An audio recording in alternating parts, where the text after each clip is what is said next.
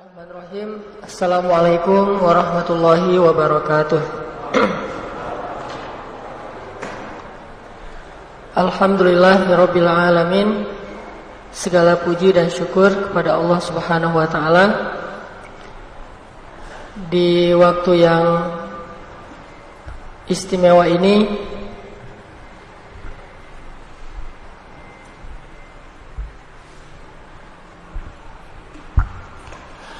Allah Subhanahu wa taala memberi kita taufik untuk bisa duduk dalam majelis ilmu. Mudah-mudahan majelis ini menjadi majelis yang membuat kita bertambah iman kepada Allah, bertambah semangat untuk lebih taat kepada Allah Subhanahu wa taala. Teman-teman yang dirahmati Allah Subhanahu wa taala, hari ini saya dapat judul dari teman-teman Al-Ikhwan tentang sabar tak berbatas. Sebelum kita ngebahas tentang bab sabar tak berbatas ini, coba teman-teman buka dulu Al-Quran. Kalau yang punya aplikasi Al-Quran di handphonenya, ada di surat Al-Baqarah ayat 153. Surat Al-Baqarah, surat Al-Baqarah itu surat keberapa? Surat Al-Baqarah ayat 153.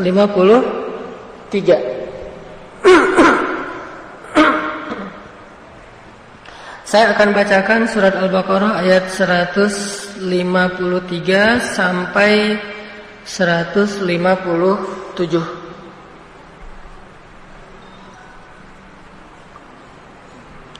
153 sampai 157.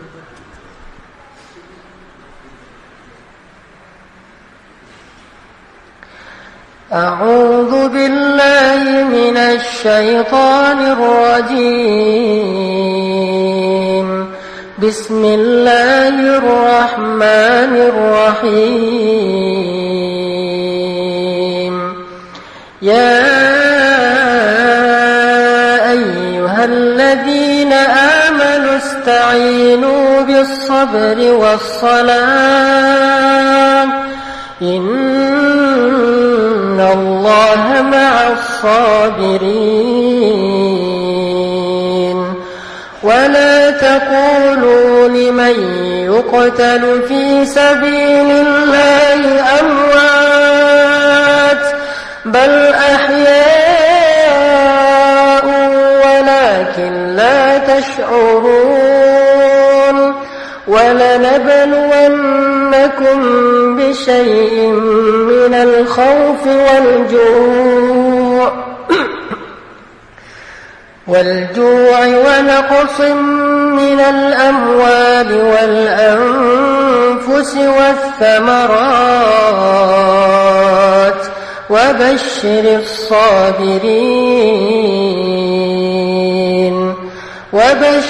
الصابرين الذين إذا أصابتهم مصيبة قالوا إنا لله وإنا إليه راجعون أولئك عليهم صلوات من ربهم ورحمة وأولئك هم المهتدون. Shadaqallahul azim. Teman-teman yang dirahmati Allah Subhanahu wa taala, sabar itu adalah lebih dari setengah cabang-cabang iman.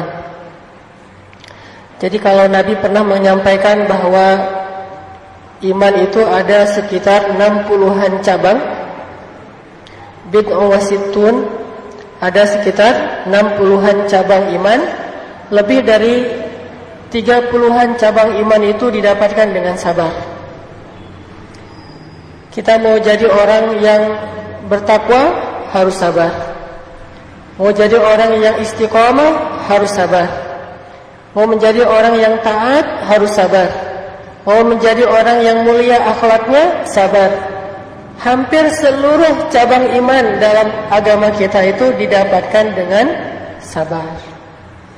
Sehingga Allah sering tuh menyebutkan di antara ciri-ciri orang yang beriman itu adalah orang yang sabar dalam ujian.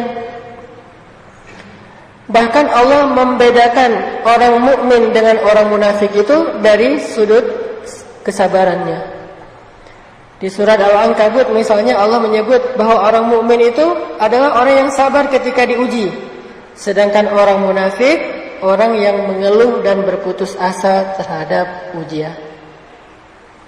Makanya bab sabar ini bab yang sangat penting sekali untuk kita dapatkan. Kita pelajari supaya Allah Subhanahu wa taala mengakui kita termasuk orang beriman. Karena enggak semua orang yang mengaku beriman itu ternyata benar-benar beriman. Banyak di Al-Quran ayat orang bilang kami beriman, tapi kata Allah tidak beriman. Salah satunya tuh di awal surat Al-Baqarah yang terkenal. Wa minan nasi man yaqulu amanna billahi wa bil yaumil akhir. Di antara manusia ada yang mengatakan amanna, kami telah beriman.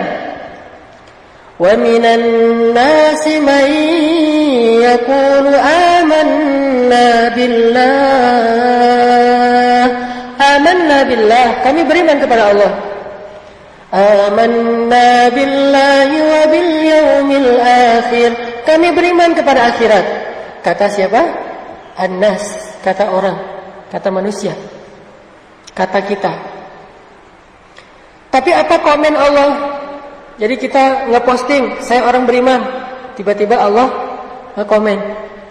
Komennya wa ma hum bimu'minin.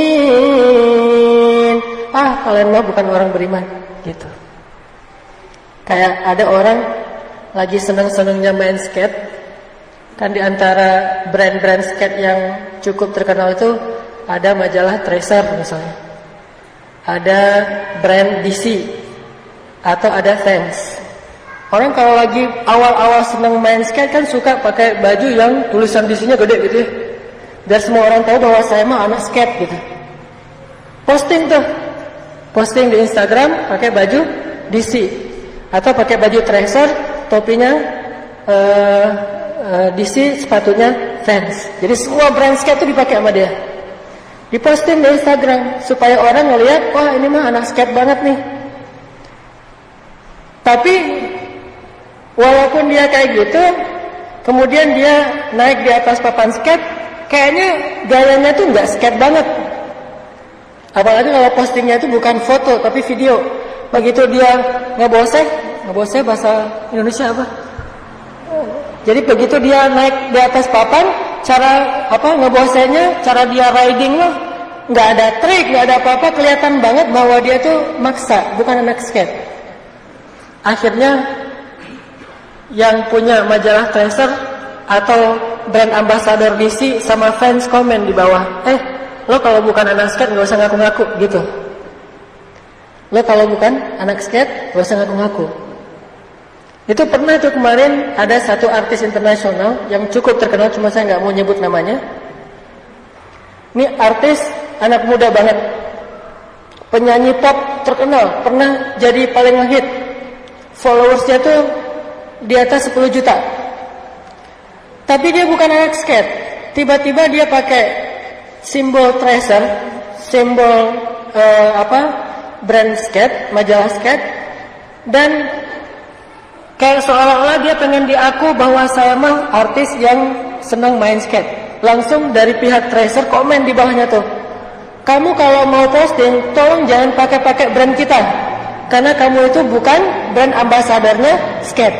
Jadi bikin ilfil anak-anak skate yang lain. Ini gitu juga. Dia posting amanna billah, dia posting asyhadu an la ilaha illallah, dia posting raditu billahi rabba, dia posting kalimat-kalimat yang seolah-olah pengen diaku bahwa saya itu orang beriman. Dia posting gitu. Allah yang lebih tahu siapa hambanya yang beriman. Tiba-tiba Allah komen, kamu mah bukan orang beriman, jadi nggak usah ngaku-ngaku. Wa ma hum bimu'minin. Kurang lebih kayak gitu. Kalau saya senang main di laut, orang-orang kalau yang awal-awal belajar surfing tuh pengen pakai baju yang tulisannya Rip Curl gede gitu ya, Rip Curl atau Quicksilver. Udah gitu posting bahwa dia bawa papan, padahal belum bisa paddling, apalagi sampai take off ngambil ombak. Bawa papan doang posting pakai Rip Curl, pakai Quicksilver gede atau pakai brand-brand yang surfing. Akhirnya anak-anak surfer ngeliat itu jadi ilfil. Wah, dia mah bukan surfer, dia nggak pernah main di pantai. Tiba-tiba foto ngeposting di sosial media kalau dia seolah-olah anak surfing. Akhirnya pada komen, lu nggak usah ngaku-ngaku dah. Begitu juga orang yang mengaku beriman. Kalau dia nggak punya bukti bahwa dia orang beriman, maka Allah akan komen wa ma hum bimu'minin. Atau ada orang yang ngefans sama DJ. Saya pengen jadi DJ terkenal.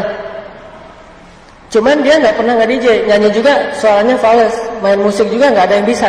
Tapi pengen jadi DJ terkenal, pakai alat-alat DJ gitu kayak apa, earphone gitu, saya nggak tahu apa namanya. Kemudian kayak berdiri di antara lighting yang gelap, terus ada banyak lighting, terus gini-gini. Padahal nggak bisa nge-DJ. Akhirnya DJ yang terkenal komen di bawahnya, nggak nge-like, cuma komen doang. Pernah manggung di mana? Nanya gitu sendiri gitu, sambil ketawa-ketawa. Yang lain semuanya pada ilfil. Ini orang yang namanya ngaku-ngaku. Maka ada juga di dalam surat Al-Hujurat, orang A'rabi bilang gini, qalatil a'rabu amanna qul lam tu'minu walakin qulu aslamna walamma yadkhulul imanu fi qulubikum. Ada orang Badui bilang ke Rasulullah, amanna, kami beriman. Kata Allah bilang ke dia, Muhammad kasih tahu ke dia, lam tu'minu, sama sekali kamu belum beriman. Kamu baru masuk Islam, belum beriman sama sekali. Karena iman belum terbukti dan belum ada di dalam hati kalian. Ternyata enggak semua orang yang mengaku beriman Allah like. Enggak semua orang yang ngeposting la ilaha illallah Allah nge-like. Enggak semua orang yang ngeposting raditu billahi rabba Allah langsung nge-like. Enggak semua. Allah pengen lihat dulu postingannya ini benar belum nih. Dia kalau nge-posting video mainnya sesuai nggak dengan citra yang dia lagi bangun. Jangan-jangan kontras. Nge-posting seolah-olah dia anak musik underground, musiknya pengen ikut-ikut NoFX misalnya, yang undergroundnya di legend yang di luar negeri. Saya mah pecinta NoFX sebutannya. Saya supporter NoFX, fans NoFX gitu. Tapi bajunya warna-warni, terus orangnya tuh bersih gitu, rambutnya rapi. Wah, lo mah nggak NoFX banget. Harusnya anak NoFX mah agak-agak ekstrim, radikal. Terus bahasanya kalau diposting bahasanya mah cool gitu. Harusnya kalau orang-orang yang mainnya di situ bahasanya sebutlah killing it atau rap gitu. Tapi dia bahasanya cool, bukan rap. Oh, berarti mah dia bukan anak main. Cuman pengen jadi anak main. Kalau dia anak main mah kan kalau misalnya postingan bagus pasti postingnya komennya rap atau killing it atau so sick atau apalah istilah-istilah anak main. Ternyata dia pakainya bukan istilah itu, pakainya cool, keren, wah gitu-gitu deh. Jadi ini istilah-istilah yang enggak banget di dunia anak main. Sehingga begitu dia nge-posting dibantah sama yang lain, lo nggak anak NoFX, lo bukan Rosemary gitu kalau di Indonesia mah, lo bukan anak musik. Begitu juga kita. Makanya Allah berfirman di awal surat Al-Ankabut, Alif Lam Mim Ahasiban nasu an yutraku an yaqulu amanna wa hum la yuftanun. Apakah manusia berpikir akan dibiarin aja ngomongin kami telah beriman? Akan dibiarin aja ngaku-ngaku sementara dia belum diuji. Ada kemarin teman saya datang ke Surabaya, ngaku-ngaku anak skate. Sampai di Surabaya sama anak skate diajak main. Kita main yuk, tuh ada skate park tuh di Surabaya. Kita nge-trick yuk gitu. Kan diuji tuh, benar gak sih dia anak skate? Ternyata gak bisa. Akhirnya dicemooh, ternyata kamu bukan anak skate banget. Gitu juga orang yang mengaku beriman. Nah, ujiannya apa? Ujiannya sabar. Kalau mau benar-benar mengaku sebagai orang beriman, yang harus kita posting di hadapan Allah itu bukan sekedar ucapan-ucapan, simbol-simbol brand-brand iman. Brand iman itu la ilaha illallah, brand iman itu hasbunallah wa ni'mal wakil, brand iman itu subhanallah. Kalimat-kalimat yang brandednya itu adalah iman semuanya. Ternyata nggak cukup ngeposting brand iman. Kita juga harus membuktikan bahwa kita layak dengan brand itu. Jadi pakai sepatu Vans tuh bisa nge-trick, itu baru pakai sepatu Vans.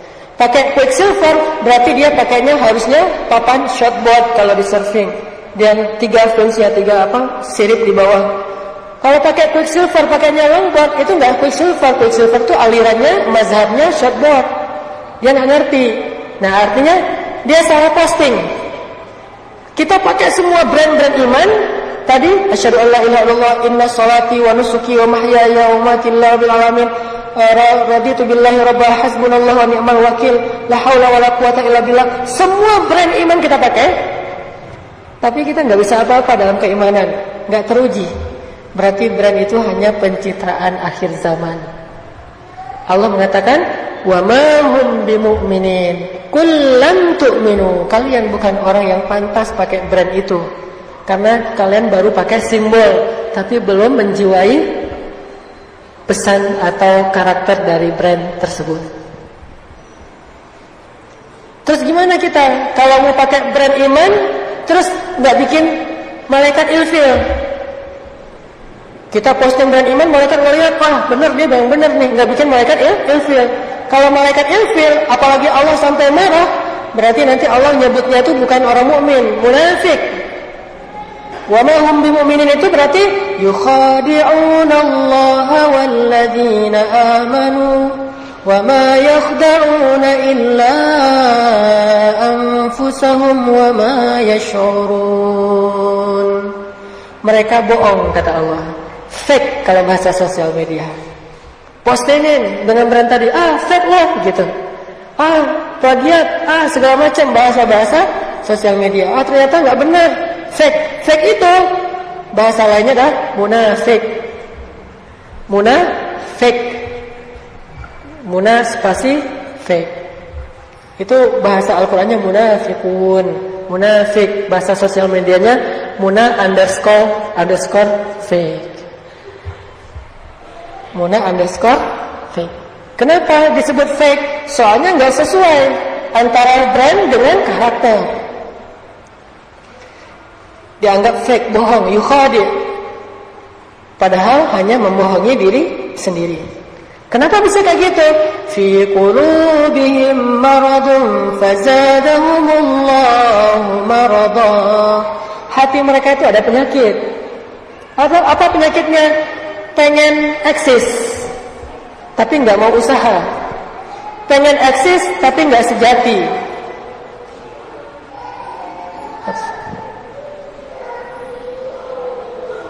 Bantuin. Tarikin rame-rame.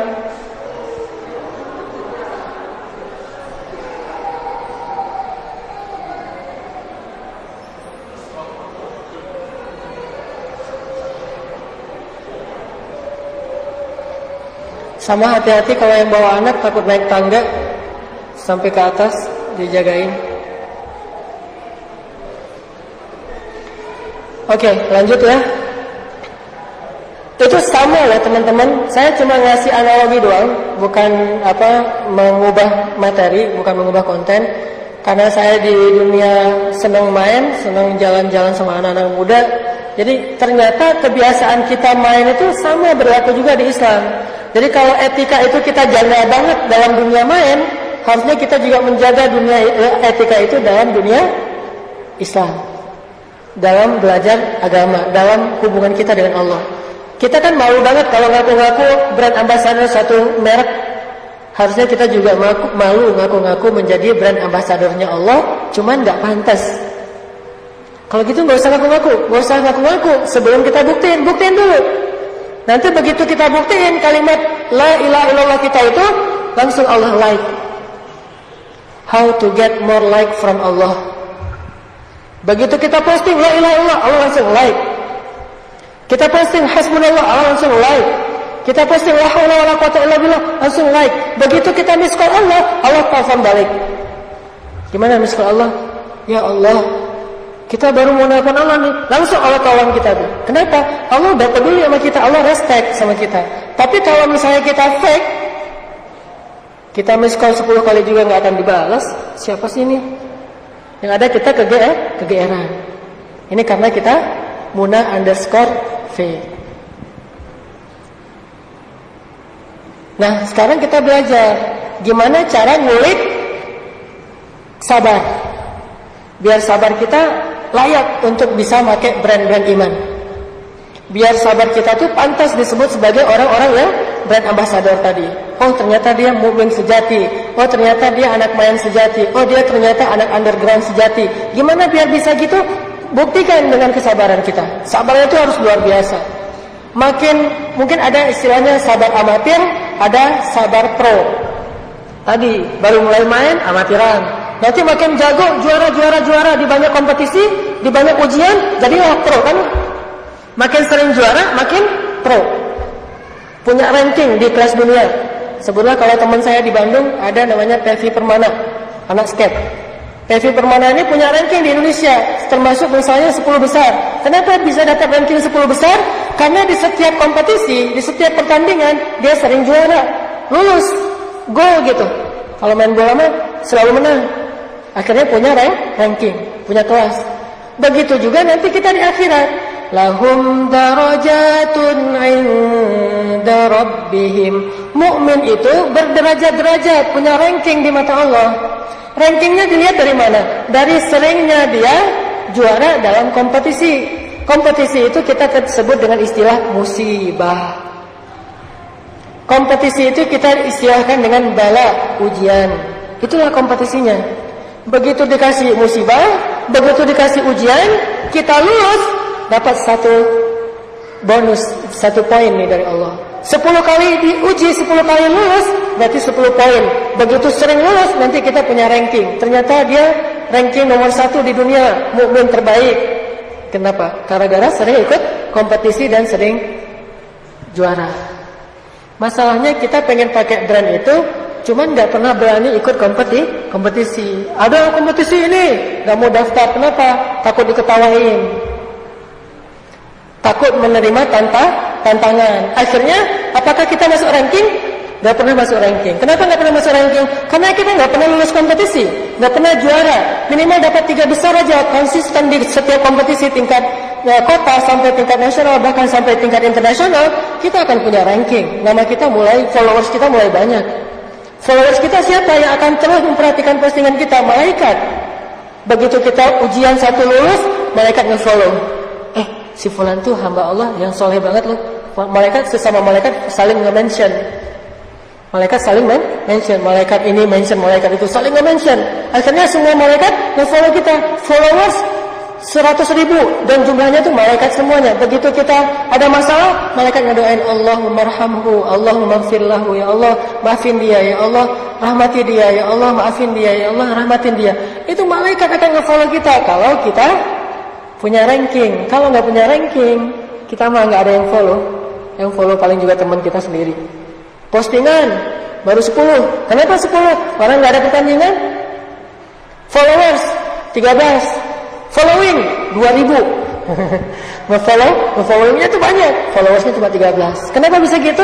Karena nggak pernah ikut kompetisi. Takut dengan challenge, dengan tantangan. Itu yang jadi masalah kita sebagai hamba Allah.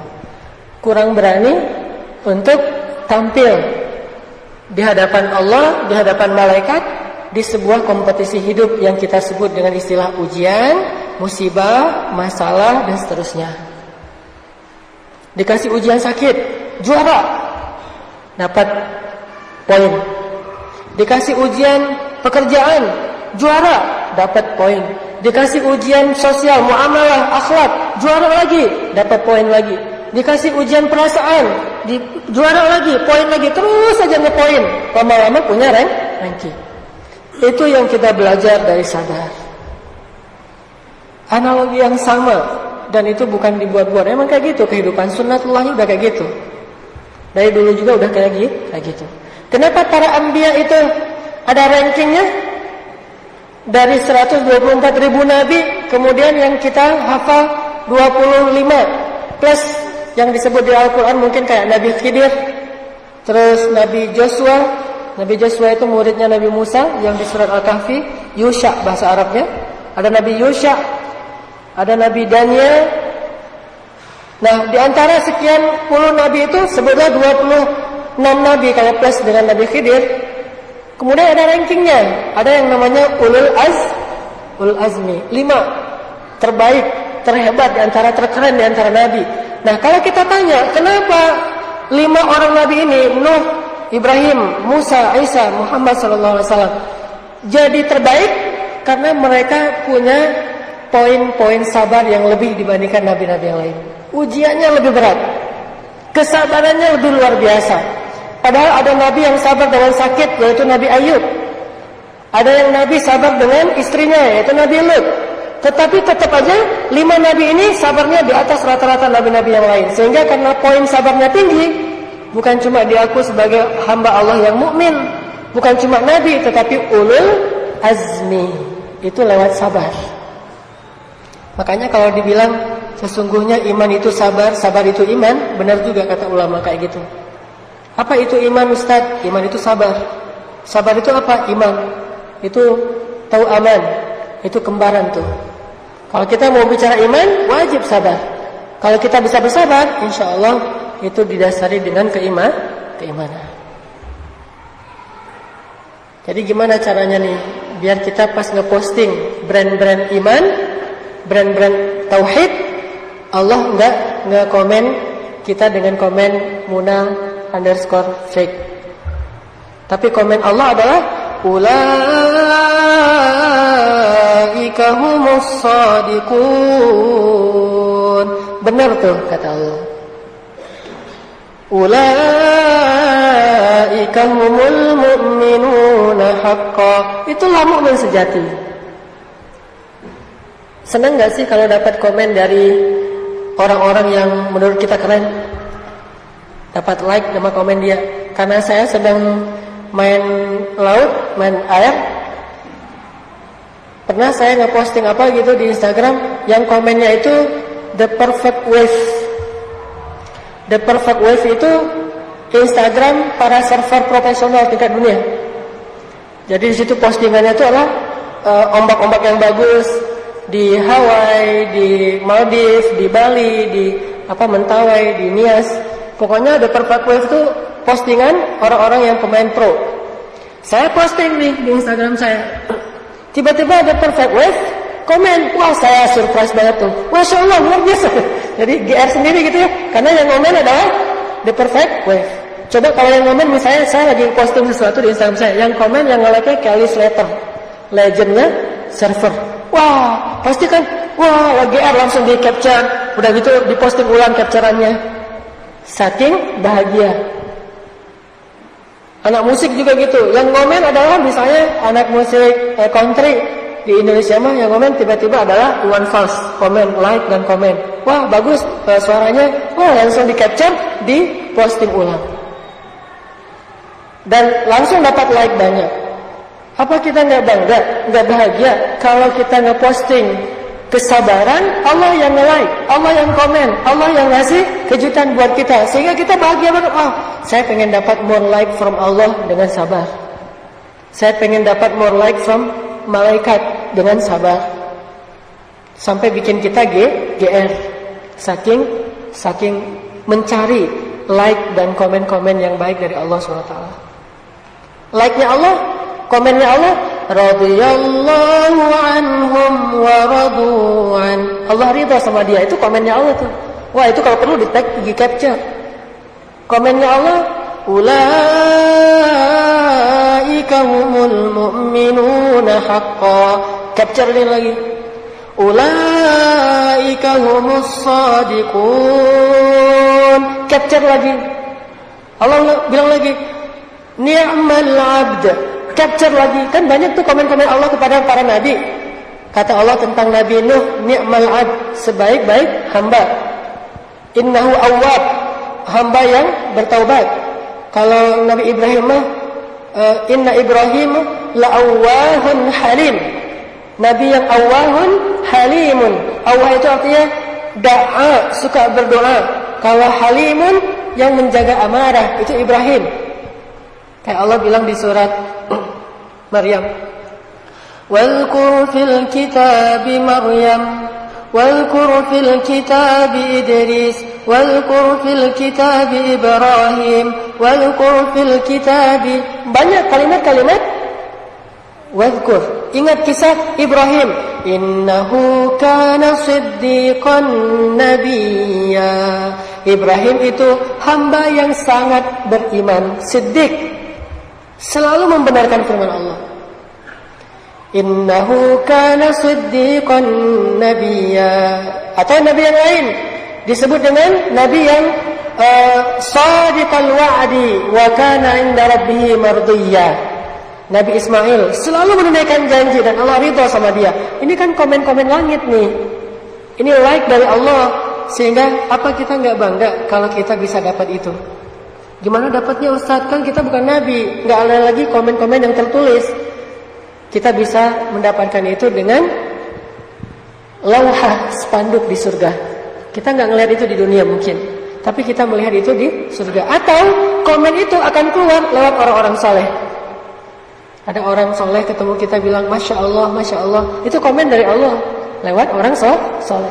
Ada orang beriman, orang yang taat, orang yang ahli ibadah dekat sama kita, Masya Allah, Masya Allah. Dia bilang lillahi darruk. Lillahi darruk itu artinya kamu tuh keren banget, semoga Allah membalasmu. Barakallah. Itu kan komen-komen kan? Barakallah, Masya Allah, lillahi darruk. Jazakallahu khair. Ini kalimat-kalimat komen yang datangnya dari Allah cuman dengan media sosial, yaitu manusia. Nggak pengenkah kita dapat komen itu dari ulama? Masya Allah, kata ulama, begitu kita baca Al-Quran, ulama ngedengerin, dia terkesan, lalu dia bilang Masya Allah, barakallah. Itu komen dari Allah. Kita rajin ke masjid, ketemu orang salah, dia bilang ini luar biasa, semoga istiqomah ya, barakallah fiik, atau jazakallahu khair. Itu dapat komen dari Allah. Nah, kita akan mendapatkan semua itu dengan cara ngeposting lebih banyak action sabar kita terhadap masalah-masalah. Harus lebih sering juara di kompetisi hidup yang disebut dengan ujian, bala. Ini analogi sabar dan analogi iman dalam kehidupan kita sehari-hari. Terus poin kedua adalah gimana caranya biar bisa sabar? Setidaknya dari para ulama diajarkan 3 cara supaya kita bisa sabar. Ini cara praktisnya biar sabar. Pertama, kalau pengen sabar, perbanyak sujud, perbanyak ruku, perbanyak sholat. Begitu kita masuk kompetisi hidup, ada masalah, langsung sholat. Wudu, sholat 2 rakaat. Terserah mau dikasih nama apa. Mau sholat sunnah mutlak, mau sholat taubat, mau sholat hajat, mau sholat galau. Sholat galau itu apa? Sholat istikharah. Itu sholat galau, kan galau nih, bingung mau milih yang mana. Bahasa fikih istikharah, bahasa anak muda galau. Mau sholat request apa? Hajat. Mau sholat move on. Sholat move on teh taubat. Jadi pengen move on. Saya mau udah gak mau kayak gitu-gitu lagi ya. Saya mau yang lebih halal daripada saya banyak dosa. Udah move on aja deh. Lupain yang lalu atau lupain sesuatu yang gak dibolehkan sama Allah. Hijrah, move on, shift. Caranya dengan taubat. Terserah nama fikihnya apa, itu mah urusan fikih. Yang penting sholat aja. Sebelum kita ribut dengan fikih, gak ada itu boleh dan tidak. Belajar dulu nanti. Yang penting kita sholat. Kalaupun gak ada namanya, disebut dengan sholat mutlak, bebas. Selain waktu yang dilarang, boleh kapan aja. Begitu ada masalah, sholat. Karena para sahabat komen tentang Nabi SAW, kata sahabat, "Annan nabiyya idza hasibahul amr faz'a ila shalah." Nabi itu kalau ada masalah dikit, sholat. Ada masalah dikit, sholat. Ada masalah apa aja, minta sama Allah. Salillaha walau milh. Minta kepada Allah walaupun cuma garam. Is'alullah. Minta sama Allah walaupun cuma garam doang. Aduh, ada jerawat. Salat Allahu Akbar. Jerawat salat? Ya. Ada masalah apa aja salat. Setelah salat kita minta, ya Allah, ini jerawat jadi menghalangi saya untuk datang melamar Allah.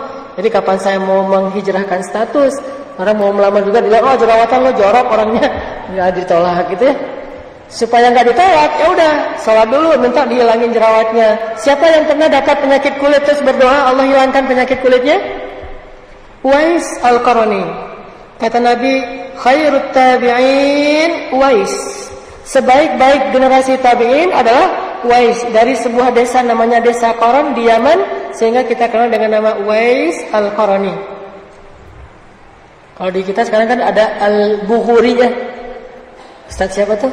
Yang Subki. Nah, Subki Al-Bukhari, Subki dari Bogor.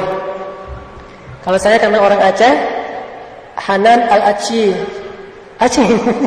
orang Aceh. Kalau di Bandung mah ada daerah namanya Antapani, berarti Al-Antapani gitu. Ini Uwais Al-Qarani. Dia punya penyakit di seluruh tubuhnya tuh kayak kudis gitu, kayak penyakit kulit. Terus dia doa, ya Allah, sembuhkanlah semua penyakit kulit saya, tapi sisakan sedikit di bagian perut.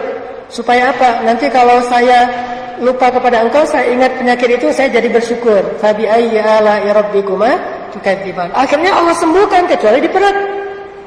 Bayangin, enggak usah, jangan pilih-pilih kalau ke Allah mah. Udah aja semua yang kita butuhkan minta sama Allah, dari yang paling besar bahkan yang paling sepele sekalipun. Dan Allah tidak susah dengan dimintai banyak.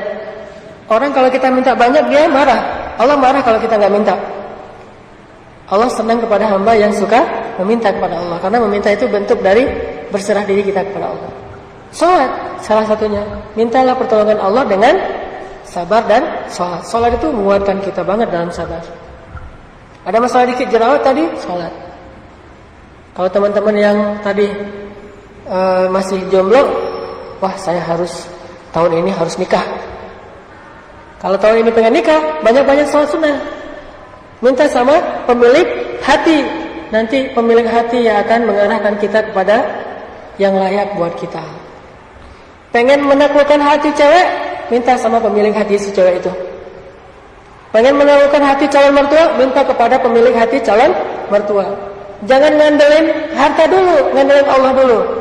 Pakai jalur langit sebelum jalur bumi. Udah pakai baju keren gitu ya, udah parfum segala macam, sholat 2 rakaat. Ngapain? Mau ngelamar.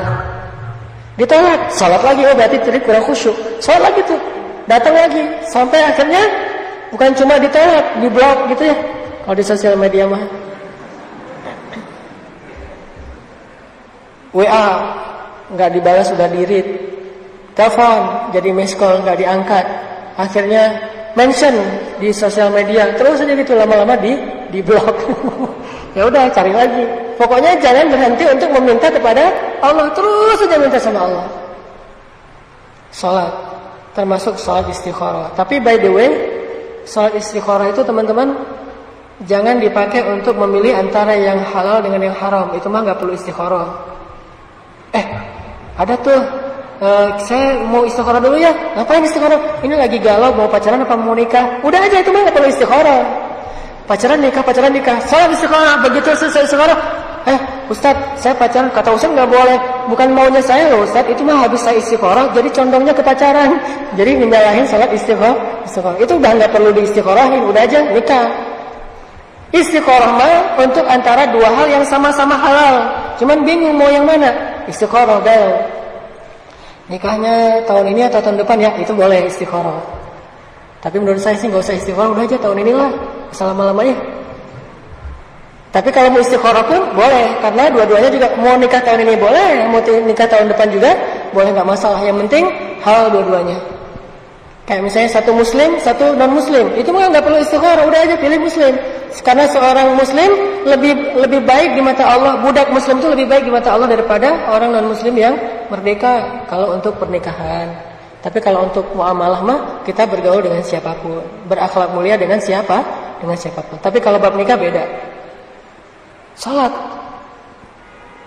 Saya ada cerita tabi'in namanya Urwah bin Zubair. Urwah bin Zubair itu anaknya siapa? Zubair. Anaknya Zubair. Namanya juga Urwah bin cerdas dia. Urwah bin Zubair. Urwah bin Zubair itu adiknya Abdullah bin Zubair. Anaknya Asma binti Abi Bakar. Jadi Urwah bin Zubair itu cucunya Abu Bakar As-Siddiq.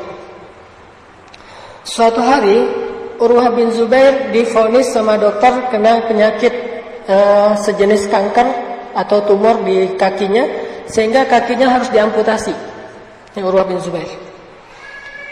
Akhirnya para tim dokter, tabib ngumpul tanya kepada Urwah, kalau kita nggak mengamputasi kaki Anda, takutnya virusnya menyebar ke seluruh tubuh. Apakah kamu mau diamputasi? Artinya kamu akan kehilangan sebelah kaki. Kata dia, ya sudah, lakukanlah. Lillahi ma'aqa walillahi ma'akhadh. Dia bilang, punya Allah lah apa yang Allah kasih, dan punya Allah juga apa yang Allah ambil. Kalau bahasa lainnya, inna lillah wa inna ilaihi rajiun. Kalau bahasa orang Arab mah, lillahi ma'aqa walillahi ma'akhadh. Kalau orang Indonesia nyebutnya inna lillah wa inna ilaihi rajiun. Udah, ya udah kalau gitu sepakat. Tanda tangan dulu dong, tanda tangan. Zaman dulu, tanda tangan bahwa dia siap diamputasi. Datang tim dokter, Urwah udah tidur. Tiba-tiba tim dokter ngasih minuman khamar. Kata dokter, Urwah minum ini dulu. Kata Urwah, buat apa itu? Apaan itu? Ini khamar. Ngapain saya minum itu? Biar kamu pingsan. Jadi kayak orang teler gitu, sehingga nggak ngerasain kaki kamu diamputasi. Kata Urwah, demi Allah, saya tidak mau mendapatkan kesembuhan dengan cara yang haram. Saya nggak mau minum itu. Kata Urwah. Oh gitu ya. Ya udah deh, ganti aja. Ini aja nih, bius lokal. Nggak perlu sampai bius total. Apa itu bius lokal? Maksudnya supaya kamu nggak ngerasain kesakitan. Kata Urwah, bukankah rasa sakit itu menggugurkan dosa? Bagaimana saya mau menghilangkan satu kesempatan digugurkan dosa dengan rasa sakit? Enggak, saya mah pengen digugurkan dosa, biarin aja sakit. Urwah, ini mah bukan cuma dicubit, sakitnya sakit banget. Gak apa-apa, makin sakit banget, berarti makin banyak dosa yang diampunin. Tadi tuh, juara di kompetisi sabar. Wah, gak mau minum khamar, gak mau dibius. Gimana tuh caranya? Ya udah, datangin banyak orang megangin Urwah. Kata Urwah, ini ngapain pegang-pegangin saya? Kata dokter, supaya kamu gak meronta-ronta. Kata Urwah, gak perlu yang gitu-gitu. Udah, kalian pergi aja. Kalau mau dipotong kaki saya akan sholat. Dalam riwayat yang lain dikatakan, saya akan mengingat Allah, akan zikir. Masa bisa? Dengan seizin Allah bisa. Saya akan tahan itu dengan sholat. Akhirnya dia bilang, begitu nanti saya udah sholat, baru kalian potong ya. Ya, Allahu Akbar, sholat. Mulai dokter, giris kulit dulu. Udah selesai pisau kulit, ganti pisau daging. Kayak idul kurban gitu dah.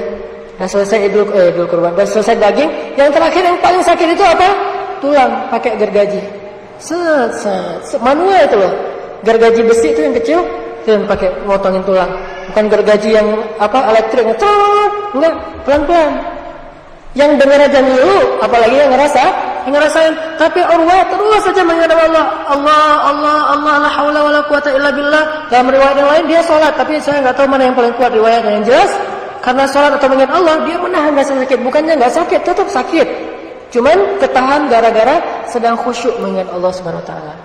Wasta'inu bis-sabri was-salah. Ya ayyuhalladzina amanu ista'inu bis-sabri was-salah. Innallaha ma'as-sabirin.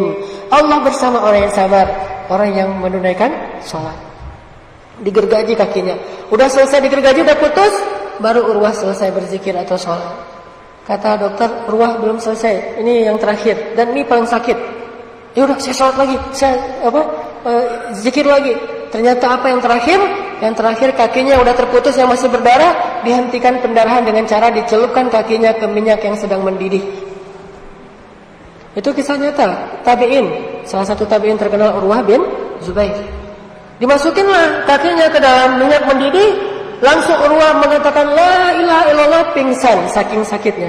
Tapi dia tahan dengan zikir. Pingsan, pas sudah sadar dari pingsan, dia lihat kakinya, dia pegang, dia katakan, demi Allah, saya tidak pernah memakai kaki ini untuk bermaksiat kepada Allah. Selalu saya pakai kaki ini untuk melangkah ke rumah Allah, mencari ilmu dan seterusnya. Tapi mudah-mudahan dia yang mendahului saya ke surga, saya akan menyusul. Dia mendahului saya ke surga dan saya akan menyusul, kata Allah. Ini sabar yang kita dapatkan lewat sholat. Jadi begitu kita ada masalah, langsung sholat. Kalau orang-orang yang belum memahami Islam, mungkin pelampiasan dari masalahnya itu dia ke beer house, dia dugem, dia jalan sama temennya, dia nonton, dia main misalnya.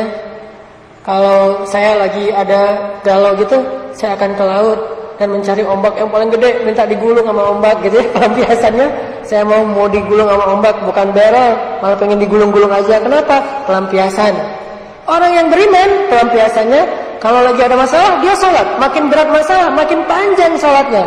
Makin banyak masalah, makin banyak rakaatnya. Makin besar masalah, makin lama sujudnya. Kepada siapa lebih baik kita kembali kecuali kepada Allah?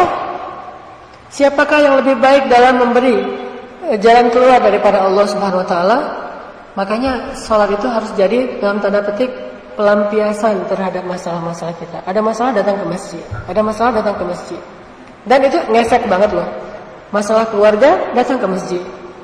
Nabi kan pernah itikaf di masjid, kalau nggak salah sekitar 29 malam apa 19 malam, 29 malam, gara-gara lagi kecewa sama semua istri beliau. Istri-istri beliau semuanya pada sering mengganggu kenyamanan beliau dengan cemburu, menuntut, mengeluh. Akhirnya Nabi kecewa. Maka karena kecewa, Nabi mentahjir. Tahjir itu kalau bahasa kita mah pisah tempat tidur. Cuman pisah tempat tidurnya bukan di sofa, di mihrab.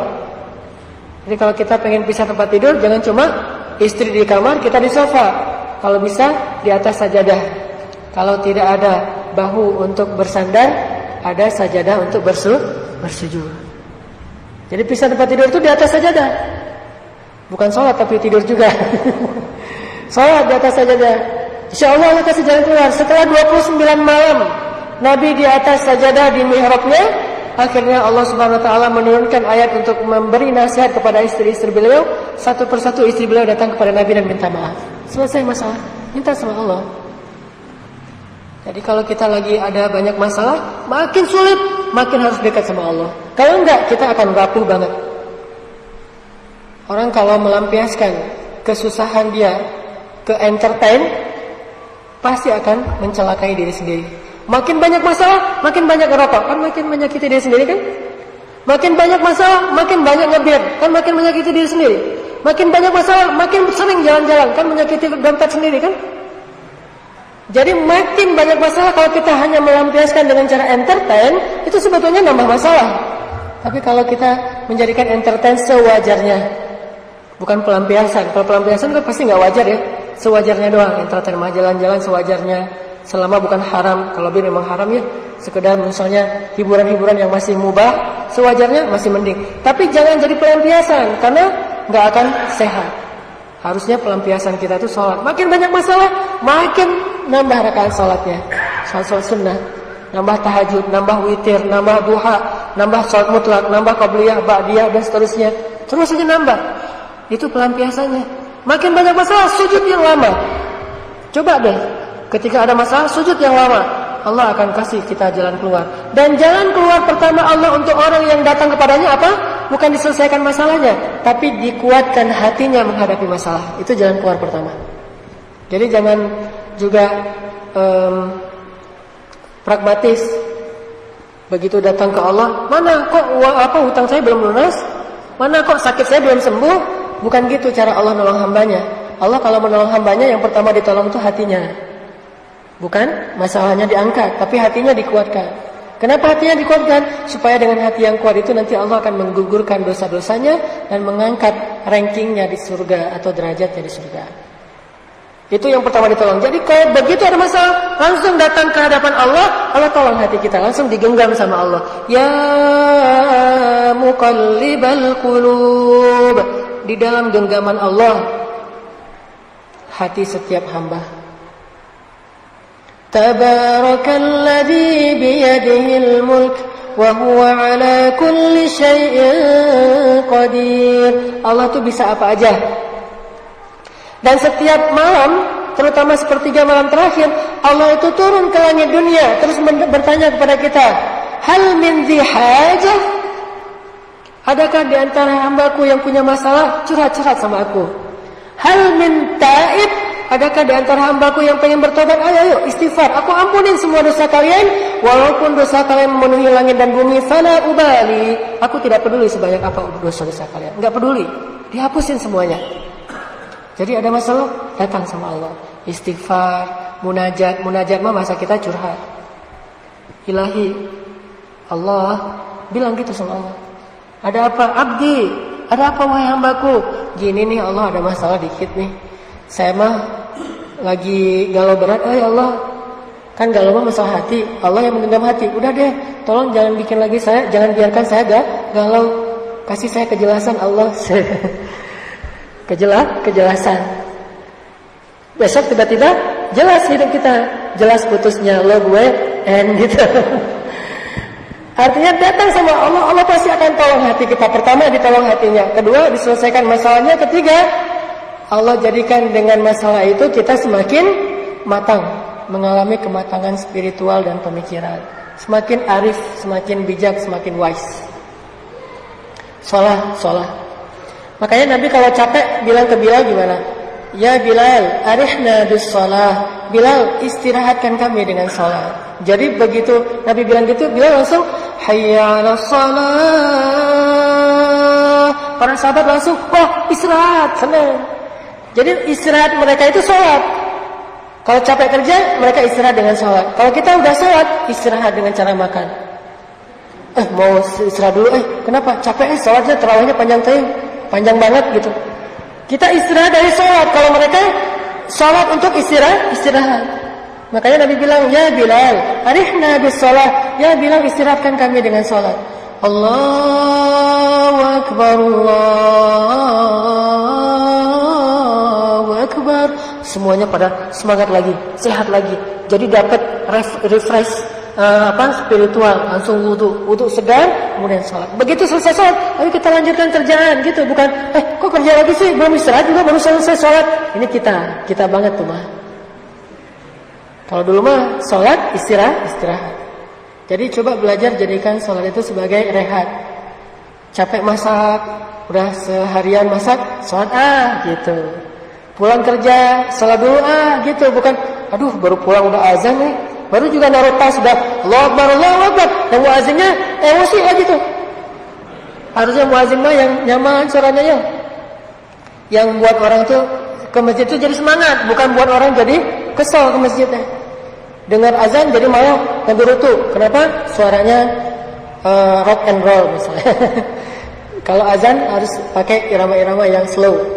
Kalau perlu ada slow motionnya. Jadi biar bikin orang yang mendengar semangat ke masjid. Jadi bukan baru azan lagi. Ini ngerasa azan itu beban, bukan istirahat. Maka tidak akan bisa belajar sabar kalau kayak gitu. Coba belajar menjadikan sholat itu sebagai rohah. Rohah itu bahasa Indonesianya rehat. Istirahat bahasa Indonesianya istirahat. Satu ya dari 3 tips. Kedua, kalau pengen sabar yang praktis tuh gampang banget. Coba sering-sering melihat ke bawah. Dan itu tips yang sudah selalu disampaikan oleh para penceramah dari hadis Nabi. Dalam urusan dunia, lihat ke bawah. Dalam urusan akhirat, lihat ke atas. Lihat ke bawah itu gampang sekarang. Kita punya sosial media yang ngeposting keadaan saudara kita di Suriah, di Palestina itu kan banyak kan. Bagaimana seorang kakak memeluk adiknya, dua-duanya meninggal karena tertimbun dengan bangunan yang dibom oleh Rusia dan orang-orang Syiah misalnya. Akhirnya mereka pelukan, meninggal dunia. lagi di dalam rumah, kita mah asik hidupnya, bisa main, bisa jalan, bisa kerja, bisa tidur dengan keluarga, bisa weekend. Masa cuma masalah macet aja ngeluh? Mereka mah bukan lagi macet, udah dibombardir di Palestina. Di Palestina itu anak kecil mau sekolah belum tentu bisa pulang ke rumah, bisa jadi pergi sekolah dan pergi selama-lamanya. Ditembak sama snipernya Israel, tiba-tiba anak kecil sebelah kepalanya hancur kena senapan snipernya Israel. Banyak yang pergi sekolah nggak pulang lagi, ditangkap, penjara 20 tahun. Setelah 20 tahun dia pulang, keluarganya udah nggak ada. Kita hidupnya jauh lebih nikmat daripada mereka. Fabi ayyi ala'i rabbikuma tukadziban. Jadi kalau pengen bersabar, lihat. Jadi kita tinggal ngebuka Instagram kita, searching atau lihat di banyak grup. Kadang-kadang suka ada yang nge-broadcast gitu di Suriah, di Palestina, di Myanmar, terkatung-katung di tengah lautan. Atau di dekat rumah kita di Indonesia. Lihat yang kemarin misalnya Garut. Lihat juga di tempat saya dulu tsunami. Lihat di sekeliling kita banyak orang miskin yang tidur di emperan toko di bawah jembatan. Lihat banyak orang yang kelaparan. Di TV juga ada andai aku menjadi orang pinggiran. Kan acara-acara gitu banyak tuh. Bukankah itu cara kita untuk melihat ke bawah? Atau mau lihat langsung? Kita bisa datang ke orang yang sedang sakit. Kita menjenguk orang sakit, belajar sabar. Saya kalau dibawa istri saya ke orang-orang yang banyak kena kanker, pasien-pasien kanker yang kurang mampu, saya nggak berani ceramah. Istri saya kadang suka bilang gini, nanti tolong nasihatin mereka ya. Saya bilang nggak mau. Kenapa nggak mau? Nggak, orang saya kalau diuji kayak gitu juga belum tentu sabar kayak mereka. Malah saya malu kalau datang ke pasien-pasien kanker tuh, karena kebetulan istri saya sering nanganin pasien kanker. Kalau kita datang ke pasien kanker, saya malu malah. Jadi saya duduk aja di pojok gitu. Dan pasien-pasien itu nggak tahu kalau saya ustadz, dikira ini supirnya istri saya gitu. Datang duduk aja di pojok. Kenapa kok pojok gitu? Malu saya sama mereka. Mereka dikasih ujian seberat itu nggak ngeluh. Saya nggak ada ujian kadang-kadang ngeluh. Kan malu kan? Akhirnya jadi lebih sabar kalau ada masalah. Lihat ke bawah.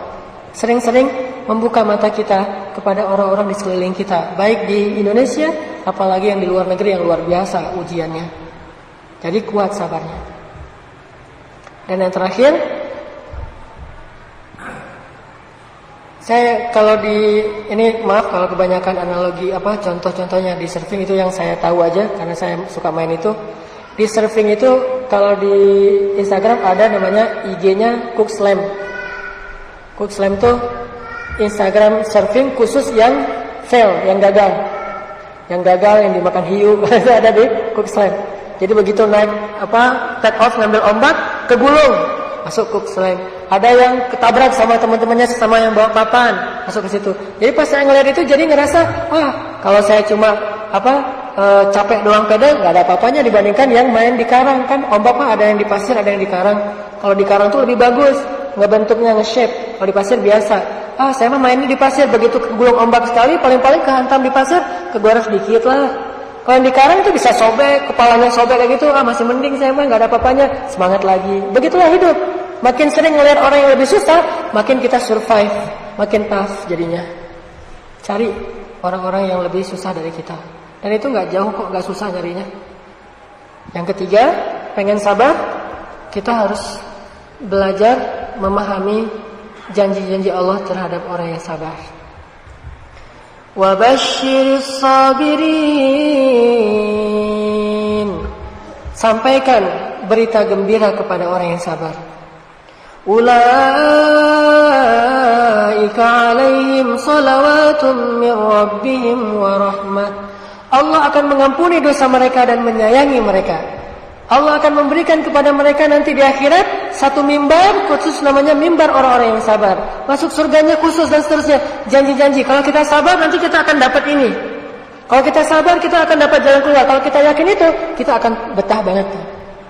Kayak orang skate yang rajin ngulik trik. Wah, mikirin trik itu, ngulik trik harus kayak gini, harus kayak gitu. Terus aja jatuh berkali-kali. Diulik, kenapa? Karena dia tahu kalau udah bisa nanti juara di kompetisi. Kalau juara kompetisi naik ranking. Ngulik trik. Orang yang musik, mikirin lagu apa, lagi komposer gitu ya, mikirin lagu baru atau lagi coba latihan dulu sebelum perform. Karena dia yakin kalau udah sering latihan, insya Allah nanti pas perform bisa perfect. Jadi kalau kita tahu keutamaan dari sabar, kita akan bersyukur ketika dikasih masalah justru. Cuman setidaknya kalaupun belum bisa bersyukur terhadap masalah, minimal kita bisa tabah. Oh, nggak apa-apa dikasih masalah, karena Allah pengen kasih ini. Di balik kesusahan selalu ada kemudahan, selalu tuh. Teman-teman tahu pohon alpukat? Kalau buah alpukat tahu kali ya. Kalau pohonnya pernah? Apa yang terlintas pertama kali dalam benak teman-teman kalau diomongin pohon alpukat? Banyak ulat. Itu terkenal tuh. Lebih banyak daripada jambu dan mangga itu alpukat. Tapi tahukah kita kenapa alpukat itu banyak ulat? Karena ternyata, ini saya ngobrol sama seorang petani alpukat, saya bilang, dia kasih saya alpukat enak gitu. Terus saya bilang, wah dari mana nih? Dari kebun Ustaz. Wah Masya Allah punya kebunnya. Ustaz mau saya kasih benihnya nanam di rumah satu? Enggak mau kan? Kenapa? Banyak ulat. Nah kata dia, Ustaz berarti nggak ngerti apa itu alpukat. Mikir gitu ya. Apa itu alpukat? Kenapa banyak ulat? Saya tanya, kenapa emang? Jadi alpukat itu ya, begitu tumbuh buah yang benihnya, keluar buahnya, itu langsung muncul ulat bersamaan dengan buah. Dan ulat itu jumlahnya sama dengan jumlah daun, atau bahkan lebih. Dia akan makan semua daun-daun di pohon itu. Sehingga ketika dia sudah selesai makan semua daun, sampai habis daunnya, ulat itu kekenyangan dan mati, jatuh. Ternyata alasan Allah mengutus ulat untuk memakan daun, soalnya kalau udah tumbuh buah dan daun ini akan bersaing dalam mengambil nutrisi dari pohon alpukat. Sehingga kalau daunnya masih ada, buah nggak akan maksimal tumbuhnya, nggak akan baik, nggak akan ranum. Supaya buahnya sempurna, maka daunnya harus habis. Caranya dimakan oleh ulat. Jadi ulat itu lagi ngebantu manusia untuk memproduksi buah yang terbaik dengan cara makan daun. Begitu misinya selesai, dia bunuh diri. Kalau ada 1-2 ulat yang masuk ke rumah kita, jangan mengeneralisir, menjudge semua ulat itu ahli bid'ah. Wah ini semua ulat ahli bid'ah nih, nggak sesuai dengan tuntunan. Dan tuntunannya makan daun, tiba-tiba masuk ke rumah. Semuanya kita generalisir, kita habisin, nggak boleh. Paling-paling 1-2 ulat yang masuk ke rumah itu karena terbawa angin.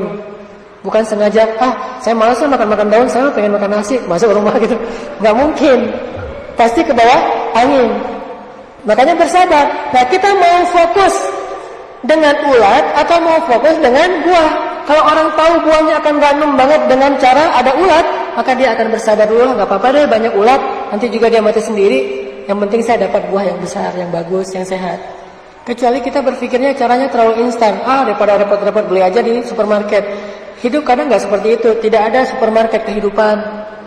Jadi gak ada pilihan beli yang udah dijual. Yang ada aja mau kita semprot semua ulat sehingga mati dan kita nggak punya masalah, tapi tidak punya buah yang baik. Atau kita bersabar dengan ulat itu sampai mati sendiri, lalu kita akan mendapatkan buah yang baik. Itulah hidup. Kalau kita tahu apa di balik suatu masalah, kadang kita akan bersyukur ada ulat-ulat dalam kehidupan kita. Ada ulat ini, nggak apa-apa deh. Kalaupun nggak berani bilang alhamdulillah, minimal nggak apa-apa deh gitu ya. Karena ada orang ketika dapat musibah bilangnya alhamdulillah. Kan hadisnya gitu. Ada seorang laki-laki yang anak semata wayangnya, kesayangannya meninggal dunia. Lalu Allah bertanya kepada malaikat maut dan Allah lebih tahu jawabannya. Kata Allah, ya malaikat, siapa yang kau cabut nyawanya? Kata malaikat, anak bayi. Apakah itu anak satu-satunya yang dimiliki oleh ayahnya? Ya Allah.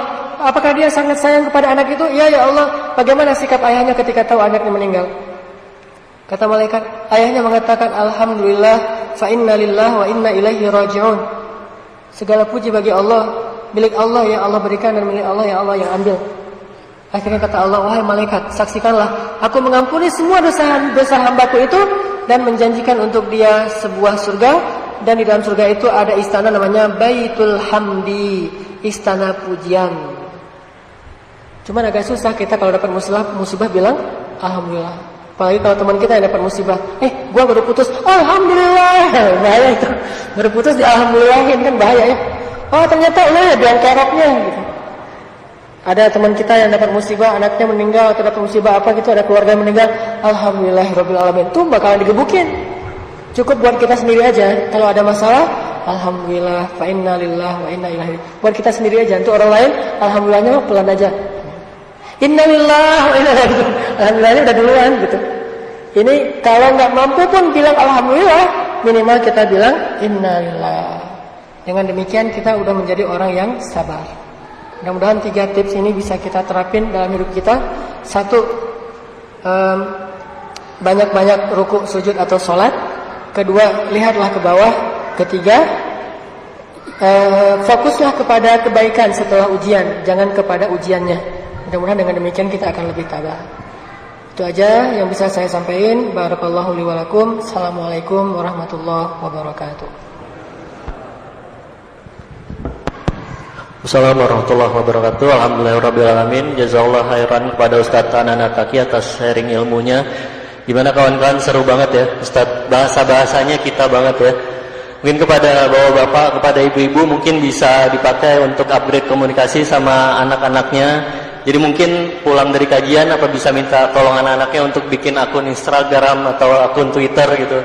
Jadi nanti bisa mention-mentionan gitu. Untuk selanjutnya mungkin kita buka sesi tanya jawab. Kita buka 2 pertanyaan dulu dari Ikhwan dan Ahwatnya dulu. Mungkin dari Ikhwan ada pertanyaan yang ingin disampaikan kepada Ustadz apa Dok? Atau dari Ahwatnya mungkin ada yang ingin disampaikan?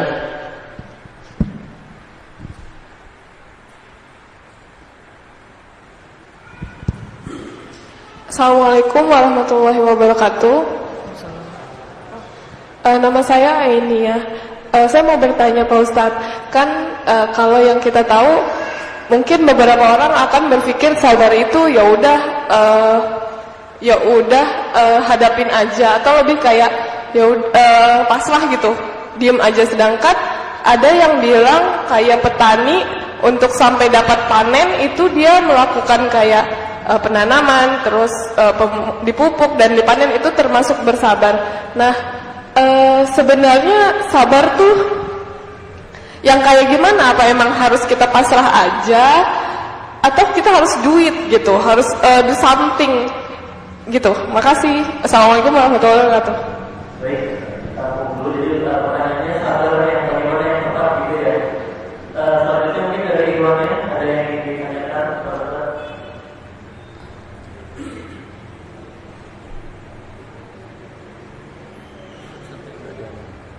Ya.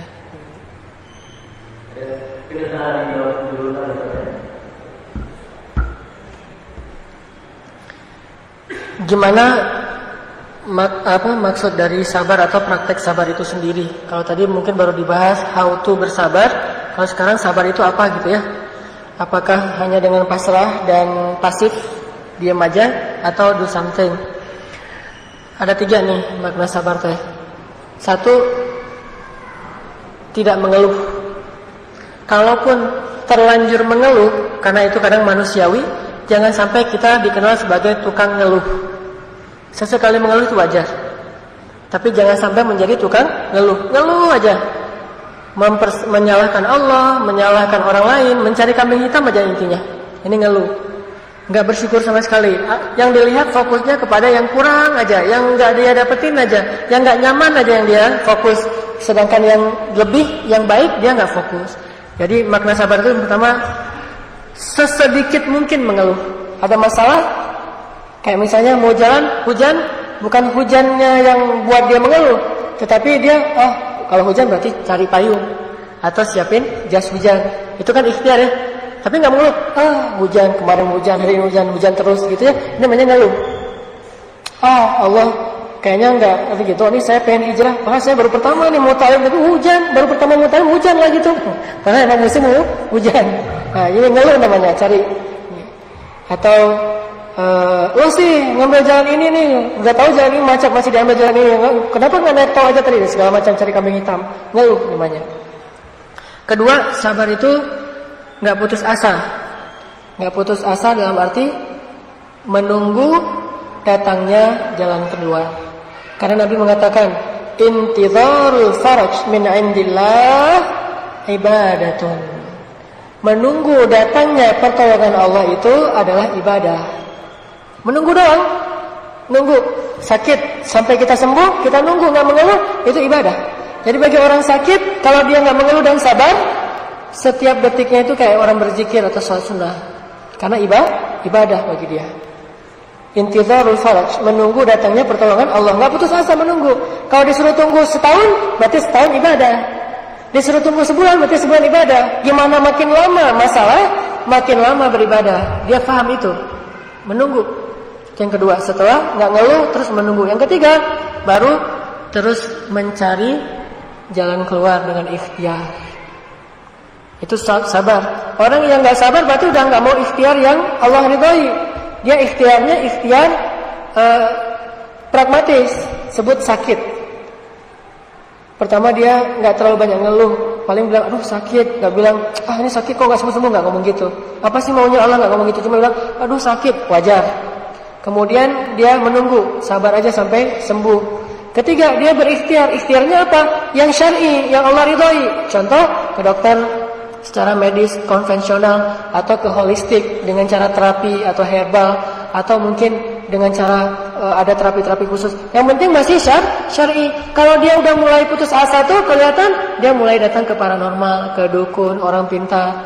Ini berarti udah putus asa. Ikhtiar juga, cuman ikhtiarnya tidak diridhai oleh Allah, berarti dia udah gak sabar. Jadi gak ngeluh, gak putus asa dalam menunggu datangnya jalan keluar atau pertolongan Allah. Dan yang ketiga, ikhtiar yang syar'i. Kalau udah gak syar'i, syar'i itu artinya gak sesuai dengan syariat, berarti dia itu bukan ikhtiar namanya, tapi ikhtibar. Tapi ada lagi nih definisi sabar di sisi Rasulullah. Kata Nabi, as-sabru 'inda sidmatil ula. Sabar itu artinya atau dilihatnya di awal kejadian, itu sabar. Karena ada seorang ibu-ibu di zaman Nabi mengalami musibah kematian. Saya lupa apakah suaminya, apakah anaknya yang meninggal. Pokoknya dia meratapi mayat di rumahnya, dia meratap gitu. Anakku, kamu masih kecil, kau udah meninggal, satu-satunya anak saya, segala macam dia meratap. Nabi takziah ke rumah mereka, berkunjung, ngejenguk. Begitu Nabi ngejenguk ke rumah mereka, kan laki-laki dan perempuan dipisah kamar tuh. Nabi ngomong dari balik dinding, kata Nabi, ya mra'ah, ya amatallah, isbiri wahtasibi. Wahai ibu, bersabarlah dan harapkanlah kebaikan di sisi Allah, jangan mengeluh, kata Nabi. Kata ibu ini, sabar. Kamu enak ngomong, gak mengeluh, karena kamu gak diuji kayak saya. Dia marah kepada Nabi karena gak tahu kalau itu Nabi. Enak aja ngomong, jangan ngeluh, jangan meratap. Kamu gak tahu sih gimana perasaan seorang ibu dan seterusnya. Nabi diam, pulang. Begitu Nabi pulang, orang-orang bilang ke ibu ini, Bu, tadi tahu gak siapa yang ngomong? Kata ibu itu, gak tahu siapa yang nanya. Dia Rasulullah. Langsung dia merasa bersalah dan takut. Astagfirullahaladzim, berarti saya baru membentak Rasulullah. Langsung dia pergi ke rumah Rasulullah. Besoknya dia minta maaf sama Rasulullah. Kata Rasulullah, innamas sabru 'inda sidmatil ula. Sesungguhnya sabar itu di awal kejadian, bukan sekarang. Jadi begitu kita dapat musibah, di situ kelihatan sabar nggak nih. Kalau panik berarti nggak sabar. Misalnya kita dengerin orang mencela kita, ngomongnya nggak enak gitu di jalan gitu ya. Woi, apa gitu, keluar kalimat yang nggak enak, kalimat hewan misalnya. Akhirnya kita marah juga, dasar lu segala macam, panjang jadinya. Ujung-ujungnya udah selesai, pulang. Pas sampai di rumah baru kita, astagfirullahaladzim, kok saya tadi gitu ya? Udah deh, saya mah sabar aja, nggak usah diladenin yang gitu-gitu. Itu namanya bukan sabar, itu namanya sadar. Beda sabar sama sadar. Kalau sabar di awal, kalau sadar belakangan. Kita sering sabar apa sering sadar sih? Sering sadar. Masih mending daripada nggak sadar-sadar ya. Udah lumayan lah. Cuman berarti kita belum tergolong orang yang sadar, masih tergolong orang yang sadar. Sadar itu bahasa Al-Qur'annya awwabin, orang yang kembali, orang yang bertaubat, orang yang memperbaiki. Tapi belum jadi orang yang muttaqin. Kalau muttaqinnya wal kadhimin al-ghaib, menahan amarah. Kalau udah marah terus lama-lama, ya udah deh, saya mah recovery aja, udah maaf ya, sorry segala macam. Itu namanya sadar, masih mending lah. Tapi lebih baik kalau bisa kita sabar. Dari awal kejadian udah sabar. Begitu orang mencela kita, astagfirullahaladzim, udah gitu aja. Kalau orang ada yang berperilaku jahil kepada kita qalu salaman, kita berjalan dengan cara menebar kedamaian. Itu sabar. Tapi kalau udah ngamuk-ngamuk duluan, besoknya, maaf ya kemarin saya kebawa emosi, itu namanya sadar, bukan sabar. Innamas sabru 'inda sidmatil ula. Sabar itu di awal kejadian, kata Nabi. Itu. Ada teman-teman yang menanyakan, mau kapan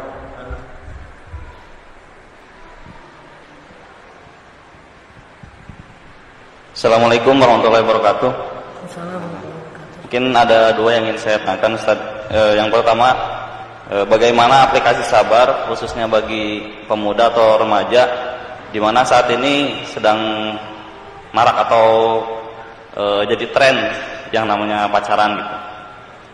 Kemudian yang kedua, bagaimana aplikasi sabar terhadap sosmed atau sosial media untuk bagi para pemuda khususnya remaja terhadap melihat sesuatu yang diharamkan dan memposting sesuatu yang mungkin dimakruhkan atau bahkan mendekati haram. Mungkin dari saya itu aja. Terima kasih. Assalamualaikum warahmatullahi wabarakatuh. Waalaikumsalam warahmatullahi wabarakatuh. Sabar buat youth, buat anak muda. Susah sih emang ya. Apalagi kalau jomblo itu emang ujiannya berat banget tuh. Saya pernah ngerasain soalnya. Makanya nikah tuh jangan lama-lama. Udah aja ketemu nikah yuk gitu. Udah nggak ada basa-basinya saking kebelet. Udah nikah dini deh, itu solusinya. Saya nggak mau ngomongin hukum, tapi saya mau ngomongin solusi. Kalau hukum nanti bisa tanya ke ustaz lain yang ahli fikih. Tapi solusinya nikah dini. Allah berjanji kok kalau mereka fuqara, nggak punya apa-apa, Allah yang ayyughniyahumullah, Allah yang akan mencukupkan segala kebutuhan mereka. Dan saya buktikan itu. Saya nikah mah beasiswa. Orang sekolah doang beasiswa, saya mah nikah beasiswa nikah. Artinya nikahnya dimodalin. Tapi nggak masalah. Modalnya gimana? Minjem. Gak usah khawatir untuk menikah. Gak mungkin Allah mencelakai orang yang pengen taat sama Allah atau beribadah. Nikah itu ibadah bukan? Ibadah. Ya udah, ibadah aja. Saya nyesel, udah sholat, gara-gara sholat kehilangan sepatu. Gak ada hubungannya. Gara-gara kita taruh sepatu sembarangan jadi hilang, bukan gara-gara sholat. Gara-gara nikah saya jadi cerai. Lebih baik kita cerai setelah nikah daripada putus setelah pacaran dan kemudian sudah tidak lagi bersih misalnya. Makanya solusi yang paling baik itu adalah nikah. Gak usah khawatir. Masalahnya kita kadang-kadang yakin calonnya yang kurang yakin ya. Atau kita berdua yakin nih, calon mertuanya yang kurang yakin. Itu jadi masalahnya. Kita mau yakin banget, udah mantap gitu. Saya mau nikah tahun ini. Kata ke ceweknya, kita nikah yuk daripada kita gini-gini aja. Ayo, kamu emang udah siap? Allah yang akan menyiapkan. Oh ya udah, bismillah deh kalau gitu, bismillah. Datang ke calon mertua. Calon mertuanya nggak mau, dia mau auzubillah begitu. Nah itu yang susahnya. Makanya yakin dan meyakinkan itu PR kita. Challenge-nya tuh yakin dan meyakinkan. Coba daripada fokus mikirin gimana pacaran yang romantis, mending mikirin nikah yang romantis. Nikah itu romantis banget. Pokoknya apalagi nikah dini ya, nikah di usia masih lagi semangat-semangatnya pacaran malah pakai nikah, itu keren banget. Kita jalan bareng, kita mesra-mesraan, kita ngapa-ngapain, itu semuanya diridhoi Allah. Pandangan mata aja berpahala. Gini aja sama pasangan kita, liatin, ngapain lihat? Saya lagi ibadah dengan cara memandang kamu, gitu. Kalau nikah, kalau pacaran, saya lagi, ngapain sih kamu ke bawah ada kehilangan duitnya? Enggak, saya mah lagi beribadah dengan tidak memandang kamu. Jadi kalau pacaran malah ibadahnya dengan nggak memandang. Kalau nikah ibadahnya dengan cara memandang, kebalik.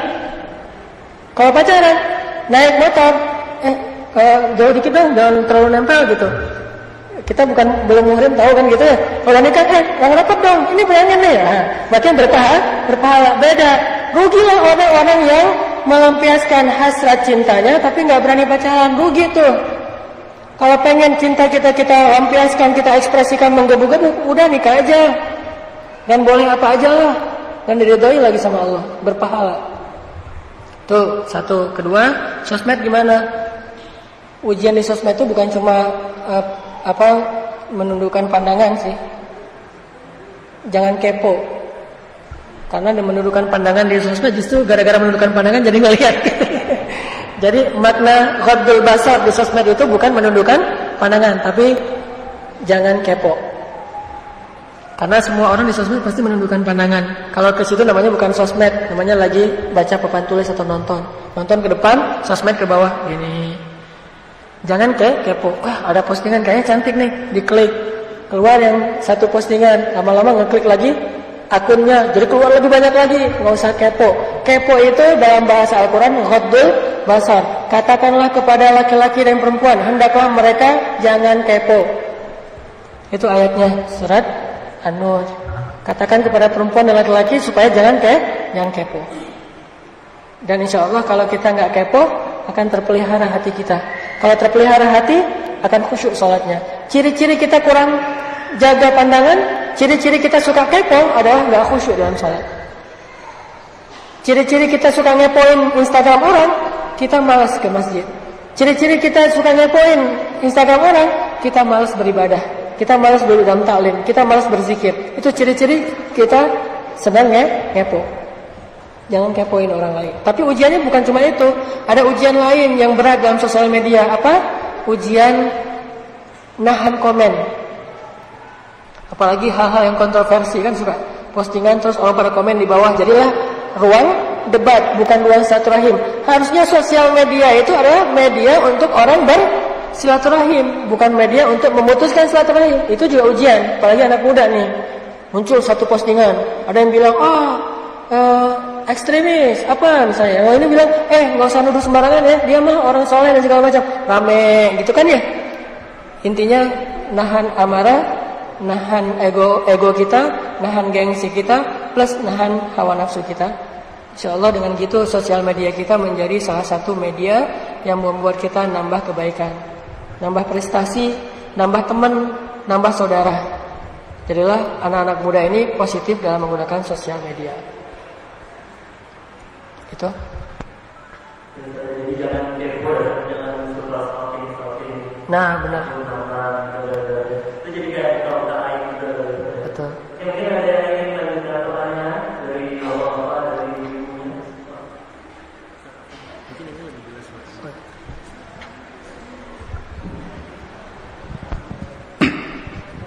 Assalamualaikum warahmatullahi wabarakatuh. Assalamualaikum. Pertama alhamdulillah, terima kasih Pak Ustadz bahwa pada hari ini satu ilmu yang saya dapatkan. Ternyata cara Allah memberikan ataupun dikabulkannya doa tentang kesabaran adalah dikuatkan hati kita untuk menghadapi sebuah kesabaran. Itu satu poin yang mungkin kadang kita kepenginnya kalau ada masalah Allah bantu menyelesaikan, tapi dengan cara bahwasanya dikuatkan untuk menghadapi ini juga sebuah alhamdulillah nikmat yang luar biasa. Yang kedua saya mau menanyakan bahwa di dalam ayat 153 Al-Baqarah tadi yang disampaikan kalimatnya adalah ya ayyuhalladzina amanu. Kemudian saya mencoba bahwa di luar sana kami juga berteman dengan orang yang non muslim. Mungkin orang Katolik, mungkin orang Kristen dan sebagainya. Dan kalimatnya sama, mereka juga mempunyai bahwa aku juga harus bersabar dengan sesuatu yang Tuhan uji. Adakah satu alasan ataupun mungkin sabab musababnya? Kenapa Allah mengatakan ya ayyuhalladzina amanu, bukan ya ayyuhan nas? Karena sesungguhnya manusia juga harus bersabar apapun mungkin agamanya ataupun penganutnya. Terima kasih Ustaz. Assalamualaikum warahmatullahi wabarakatuh. Kalau Allah ngasih pengkhususan dengan kalimat amanu, orang yang beriman, berarti di situ Allah sebetulnya lagi ngasih kita reward bahwa orang yang bersabar itu istimewa di sisi Allah. Dan orang yang beriman kalau bersabar ada pahala khusus di mata Allah. Kalau orang gak beriman bersabar, Allah akan membalas dia di dunia saja. Kalau orang yang beriman dan bersabar, dia dibalas di dunia dan di akhirat. Jadi Allah pengen memberi kita tawaran khusus yang gak diberikan kepada orang umum. Allah bisa aja bilang ya ayuhan nas isbiru, wahai manusia bersabarlah. Allah bisa ngomong kayak gitu. Tetapi omongan itu gak harus Allah secara khusus menyampaikan kepada mereka. Itu mah ajaran di setiap agama pasti ngajarin sabar. Cuman Allah gak ngejanjiin apa-apa untuk kesabaran-kesabaran di luar orang yang beriman. Paling-paling janji duniawi, kalau dia bersabar dia akan jadi orang yang dihormati, dia akan bahagia di dunia. Tapi Allah lagi ngomongin kepada hamba kesayangan Allah. Hamba kesayangan Allah ini pengen Allah perlakukan lebih. Karena pengen Allah perlakukan lebih, Allah kasih dia pelajaran yang lebih daripada yang lain. Hamba-hambaku yang istimewa, kesayangan aku nih, orang-orang beriman, bersabar ya. Kalau kalian bersabar, aku janjiin pahala yang lebih besar loh daripada yang lain gitu. Jadi seolah-olah Allah Subhanahu wa taala itu mau ngasih kita janji yang tidak Allah berikan kepada semua orang, hanya kepada orang beriman saja. Itulah untungnya menjadi orang yang beriman, sehingga dapat pahalanya bukan cuma di dunia, tapi di akhirat. Kalau gitu apakah sia-sia orang nggak beriman bersahabat? Nggak sia-sia. Tidak ada kebaikan yang sia-sia, beriman atau tidak beriman. Cuman rewardnya beda. Kalau dibilang sia-sia, nggak ada yang sia-sia. Tapi kalau dibilang reward, itu beda. Antara anak kesayangan dengan yang bukan kesayangan orang lain. Antara kita memberi reward kepada anak sendiri dengan memberi reward kepada orang umum itu beda. Makanya itu untungnya menjadi orang yang beriman. Ya baik. Mungkin kita buka satu pertanyaan terakhir lagi karena kita 15 menit lagi menjelang maghrib. Mungkin ada yang masih ingin ditanyakan. Sekalian lagi kami informasikan bahwa setiap Ahad ba'da asar Majelis Al-Ikhwan, Masjid Al-Ikhwan mengadakan kajian yang kita mulai pada pukul 17. Insya Allah akan diisi oleh Ustadz Iqbal Siregar. Bagaimana, ada yang ingin ditanyakan kembali pada Ustadz?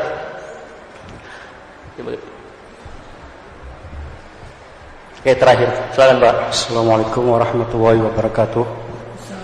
Ustaz, di saat Nabi Yunus, beliau berdakwah dengan sekian tahun, ternyata tidak mendapatkan jumlah umat yang banyak, sehingga Nabi Yunus pergi dari kampung itu. Makanya Allah membuat dia istilahnya cobaan dimakan ikan itu. Sedangkan setelah dimakan ikan itu dia minta sama Allah, la ilaha illa anta subhanaka inni kuntu minadz dzalimin.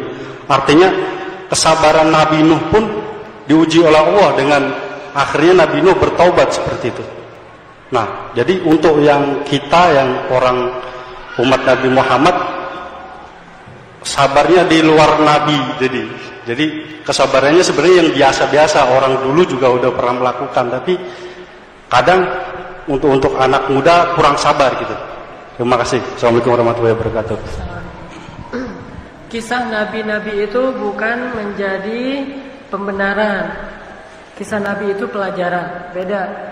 Makanya Nabi Yunus itu setelah dikisahkan di beberapa surat, nanti di surat Al-Qalam Allah menutup surat itu dengan kalimat wala takun kasahibil hud idh nada wa huwa makdhum. Janganlah kamu seperti yang orang dimakan ikan. Allah aja nggak mau nyebut nama Nabi tersebut karena menjaga nama baiknya. Walaupun di surat lain nanti dikisahkan. Di situ Allah bilang wala takun kasahibil hud. Janganlah engkau Muhammad seperti Nabi yang dimakan ikan. Artinya berputus asa, tidak tabah menghadapi ujian-ujian dari kaummu. Jadi kalau kita membaca kisah Nabi Yunus, jangan sampai kita menyimpulkan, Nabi Yunus saja bisa nggak sabar, apalagi saya. Justru pelajarannya, janganlah saya seperti Nabi Yunus ketika itu, bukan seluruhnya. Tapi setelah Nabi Yunus bertaubat, kemudian Nabi Yunus memperbaiki diri, Allah kasih Nabi Yunus 150.000 orang umat, banyak setelahnya dapat umat. Dan by the way, Nabi Yunus bukan mau berhenti berdakwah. Kalau kita baca kisahnya, Nabi Yunus lagi ngambek sama satu kaum dan pengen cari kaum yang lain. Bukan gak mau berdakwah lagi, bukan mau pensiun, bukan resign. Allah, saya resign ya, saya udah malas dakwah, saya mau dagang aja. Bukan. Nabi Yunus lagi ngambek dengan satu kaum yang memang keras kepala. Mungkin kalau kita jadi Nabi Yunus juga udah ngambek lebih dari Nabi Yunus. Nabi Yunus saja bisa ngambek gitu, berarti kan keras kepala banget nih kaumnya. Pengen cari kaum lain yang lebih baik, ternyata Allah nggak ridho. Sehingga Allah kasih pelajaran. Dan Nabi Yunus mengakui itu kesalahan. Kalau Nabi Yunus saja mengakui itu kesalahan, berarti kita harus lebih mengakuinya. Jangan justru menganggap itu hal yang wajar. Tapi manusialah, setiap melakukan kesalahan perbaiki. Dan satu tips dalam berdakwah, bersabarlah terhadap proses orang dalam berhijrah, lebih baik. Kita jangan melihat sesuatu hanya di titik idealismenya. Harus idealnya begini, enggak. Tapi lihat titik progresnya. Dulu dia gimana, sekarang dia gimana. Itu udah keren. Tapi kalau ngelihat idealnya, masih jauh. Jadilah kita berputus asa. Contoh, ngajarin istri kita nggak berjilbab. Idealnya kan berjilbab syar'i gitu ya. Ternyata dia udah jilbab, cuma jilbabnya masih pakai lepas. Jangan bilang sama aja lu, belum Islam tuntas, belum utuh, masih munafik. Jangan lihat di situnya, lihat dia dulu nggak mau berjilbab, sekarang sudah mau walaupun masih buka lepas. Itu progres. Dalam dakwah juga gitu. Saya kalau dakwah di Bandung dengan pemuda hijrah, ada yang datang ke masjid nggak pakai jilbab, terus di masjid pakai mukena. Begitu selesai sholat, buka lagi, dia keluar. Mau gitu aja udah keren. Karena kita lihat sebelumnya dia sholat juga enggak, sekarang udah mau sholat walaupun jilbabnya masih mukena. Besok mungkin jilbabnya pas ta'lim aja, lusa udah berjilbab tapi belum syar'i. Lusanya lagi semakin lama semakin baik. Jadi lihat progres seseorang dalam berhijrah, jangan lihat titik idealnya sebuah hijrah. Dengan gitu insya Allah kita akan sabar.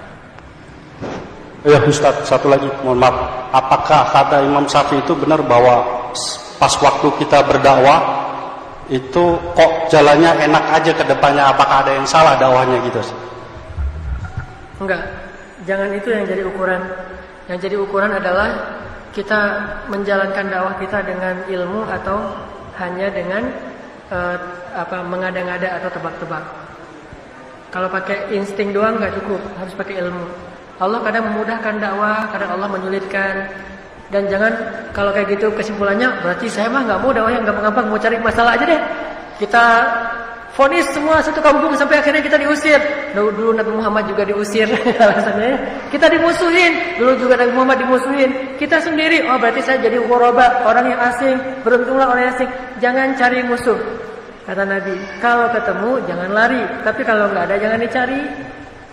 Ya, makanya kalau dimudahkan, alhamdulillah. Yang penting udah sesuai dengan ilmu yang kita pelajari. Kalau diberikan ujian, ya kita hadapin aja. Tapi saya yakin kalau kita sungguh-sungguh berdakwah, kayaknya dakwah itu memang jalannya para nabi rata-rata susah. Rata-rata susah. Kalaupun ada kemudahan, mungkin Allah tahu batas kemampuan kesabaran kita. Begitu naik iman kita, Allah tambah nanti ininya bebannya. Kayak orang fitness, awal-awal fitness mungkin bebannya masih setengah kilo segitu ya. Wah enak nih. Begitu udah ngebentuk dikit ototnya nambah 1 kilo. Udah gini lama-lama 5 kilo gitu kan. Sesuai dengan kemampuan otot. Kalau sekaligus langsung dikasih 5 kilo putus nanti ininya. Baik. Itu juga mungkin Allah ngasih ujian kita. Baik, terima kasih Ustadz. Kita cukupkan karena memang sudah 10 menit lagi menjelang waktu maghrib. Mungkin ditutup dengan doa ya Ustadz ya. Kita tolong Ustadz. Pada Ustadz silakan. أعوذ بالله من الشيطان الرجيم بسم الله الرحمن الرحيم الحمد لله رب العالمين حمدا يوافي نعمه ويكافئ مزيده يا ربنا لك الحمد كما ينبغي لجلال وجهك الكريم وعظيم سلطانك اللهم صل وسلم وبارك على سيدنا محمد وعلى آله وصحبه أجمعين اللهم اغفر لنا ذنوبنا ولوالدينا وارحمهما كما ربيانا صغارا ربنا هب لنا من أزواجنا وذرياتنا قرة أعين واجعلنا للمتقين إماما ربنا آتنا من لدنك رحمة وهيئ لنا من أمرنا رشدا واجعل لنا من كل ضيق مخرجا ومن كل هم فرجا ومن كل عسر يسرا يا أرحم الراحمين يا الله يا رحمن يا رحيم يا مجيب السائلين يا سميع الدعاء يا قاضي الحاجات يا الله ampunkanlah dosa-dosa kami ya Allah. Kami sadar betapa banyak dosa dan kesalahan yang kami lakukan selama ini ya Allah. Tetapi meskipun kami tidak layak, kami bukan hamba-Mu yang istimewa. Kami hanyalah orang-orang yang hina di hadapan-Mu. Meskipun rendah kedudukan kami di matamu, tetapi Engkau Maha Rahman, dan dengan kasih sayang-Mu Engkau memberi kami petunjuk, sehingga hari ini kami bisa hadir dalam majelis-Mu ya Allah. Segala puji bagi-Mu atas nikmat ini ya Allah. Sungguh tidak ada yang lebih membahagiakan kami daripada duduk di rumah-Mu ya Allah. Sungguh betapa bahagia dan indahnya suasana dalam majelis-majelis surga di muka bumi, yaitu majelis ilmu ya Allah. Segala puji bagi-Mu atas nikmat ilmu hari ini. Segala puji bagi-Mu atas nikmat ukhuwah. Segala puji bagi-Mu atas nikmat hidayah. Segala puji bagi-Mu atas nikmat taubah. Segala puji bagi-Mu atas nikmat hijrah. Ya Allah ya Arhamar Rahimin, tetapkanlah hati kami dalam ketaatan.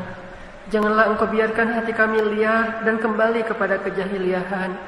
Bimbinglah kami setiap hari lebih baik daripada sebelumnya, sehingga kelak kami menjadi hamba yang berpredikat muttaqin, orang-orang yang bertakwa.